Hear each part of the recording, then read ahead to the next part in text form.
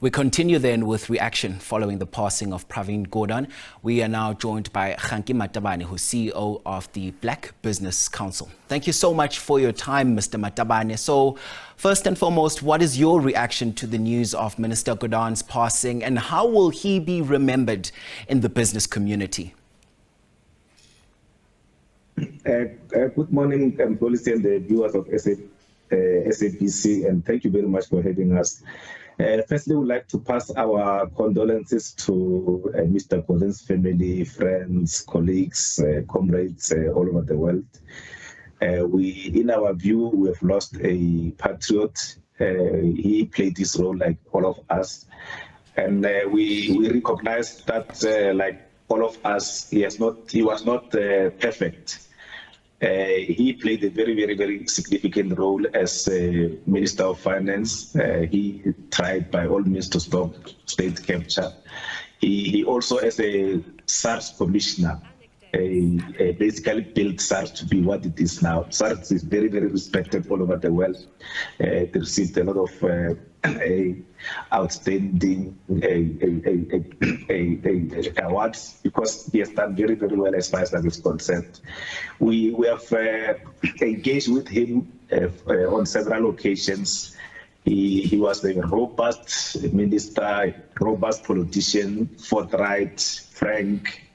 With him, you always knew where you stood with him. You either agreed to differ or differ to agree or agree to agree. He, as they say in English, he took no prisoners. He did not suffer fools. He was very decisive. He took very popular and unpopular decisions. And in our view, he was not in a popularity contest. So he was very decisive. He was very bold, very brave. And as I said, he was not perfect like all of us who are living here. And we differed with him. For example, we differed with him on Director as CEO of ESCOM. We differed with him for keeping the incompetent board of ESCOM that appointed Director. We also differed with him on some of the SOCs. In our view, he has a mixed legacy as far as SOCs are concerned. You'll know there's an SAA issue, Dinel, ESCOM, and so on, and Trustnet and so on. But he played his role.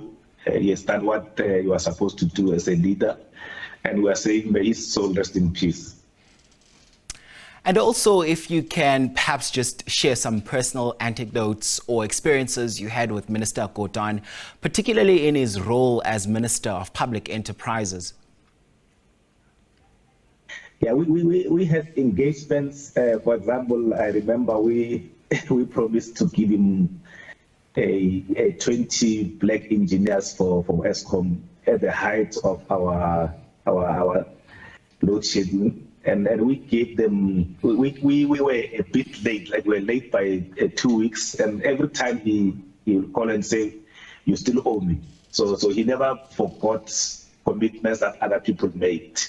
And as I said, you always knew where you stood with him. So we used to agree, we used to disagree many times. But we were doing this for the sake of the country. So he always had the bigger picture to say, whatever we're doing it for the country. We don't have to be friends, but when it comes to the country, we have to do what is best for the country. And I also want to go back to that, just to find out how did Minister Gordhan's leadership impact the public enterprise sector, and what sort of legacy does he leave behind? Yeah, I think as far as the SOCs are concerned, or state-owned enterprises are concerned, he's leaving a mixed legacy. For example, how he handled the Dagazov deal regarding the sale of the SAA was not the best that he could have done. There were very challenging issues regarding SAA being unable to submit its financial statements, and no one doing nothing about it. We all know about ESCOM since the appointment of the new competent leadership led by Mr. Nyati, we haven't had load shedding for a long time. And then that was our contention as far as the rate is concerned, to say, let's accept we've hired the rater. He was the wrong hire. Let's remove him, remove the board, because the board was incompetent, unable to hold him accountable. And let's hire the right people. And then since the right people were hired, things went well. So that is a mixed legacy as far as ESCOM is concerned, because the current leadership was hired by him after we've said you made a mistake in hiring the previous ones.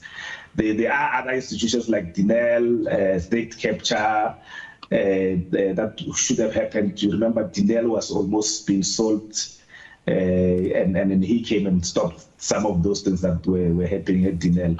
So we will remember him as a very decisive person, but as we say, and we're emphasizing this, that no one is perfect. So you'll make mistakes, will take good decisions, and that part of leadership. The important thing in leadership is to be very decisive. Whether you take wrong decisions or right decisions, but ultimately decide. And one thing, as we continue to hear reflections on his passing, were his qualities, his leadership qualities that continues to, echo as people continue to pay tribute. So now I want to hear from you, how will Minister Gordhan's passing affect the current political and economic landscape in the country? Yeah, for us, I think he played this role.